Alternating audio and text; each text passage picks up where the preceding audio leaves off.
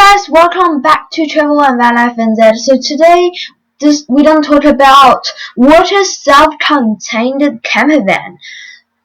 So a lot of you who just want to come to NZ and travel, you probably heard of the self-contained before and don't know what it means. So today I'm gonna explain to it. So the formal definition by the New Zealand Motor Caravan Association, which is NZMCV, is this: certified self-containment is maintaining and certifying your motor caravan or caravan in accordance with the New Zealand standard for self-containment for motor caravans and caravans NZS 5465. Probably that doesn't make sense to you, but that's just form definition. I will go through them one by one. So the definition.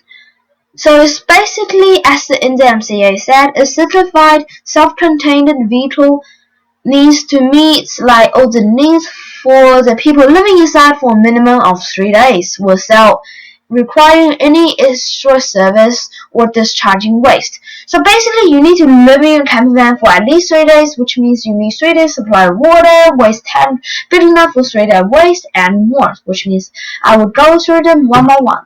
So requirement 1 is water. You need 4 liters per person every day, times 3 days, at least 3 days, which is 12 liters per person minimum, which means if your vehicle can live up to 3 people, you need 36 liters of fresh water in your tank.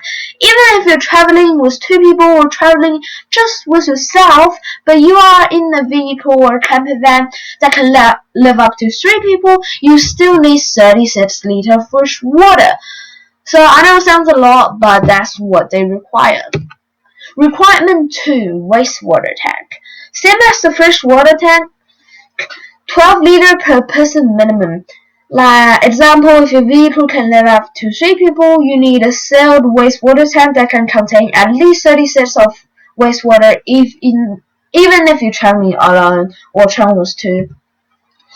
And requirement 3, a sink. You need a sink via a small trap/water trap connected to watertight sealed wastewater tank.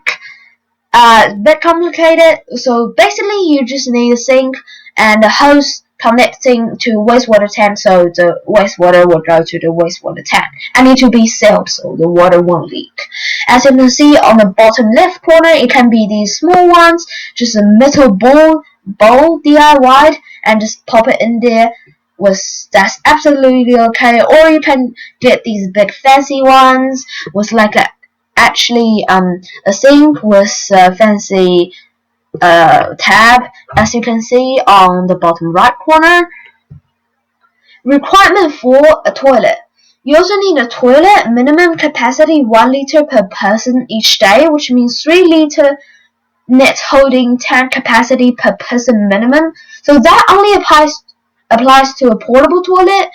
So it can be a portable toilet or a fixed one. So a portable toilet must be secured when traveling, so it needs to be a cover or anything, it won't fall out or anything like that. So portable toilet can be used inside the camper van, and it need to have room for you to sit there with elbow room, and even with the bed made up. So you have to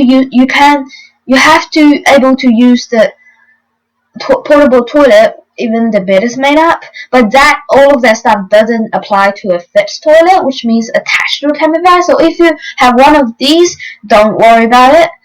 You don't need a capacity 3 liter capacity tank capacity. Sorry. So yeah.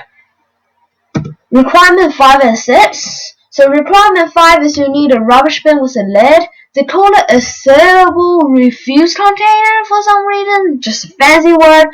And requirement number 6 is an evacuation hose, 3 meters for filter tanks or long enough to connect to a sealable portable tank. So where can you certify your vehicle? So you can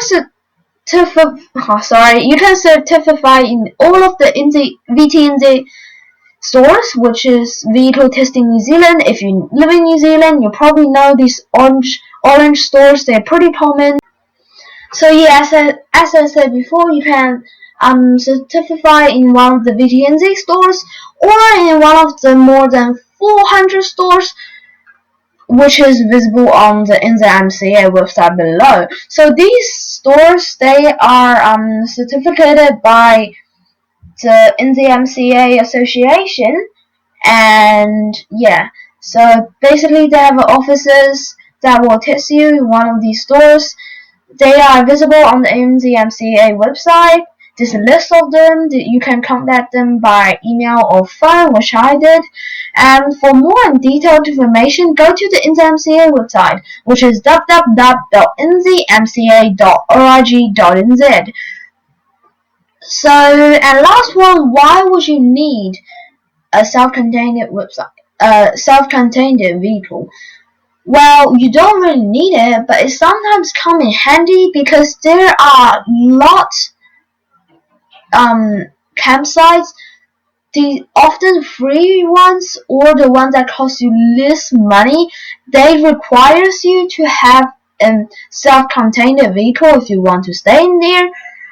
But most of them, the ones that require self-contained vehicle, they're held by DOC. So they are DOC campsites, which stand for Department of Conservation. So their campsites, they requires you a self-contained vehicle. But if you stay in most of like the holiday parks, which is like a business, you have to pay money for it. You don't really need a self-contained vehicle. Even you have a car, you can park in there, but why would you park in there? Yeah.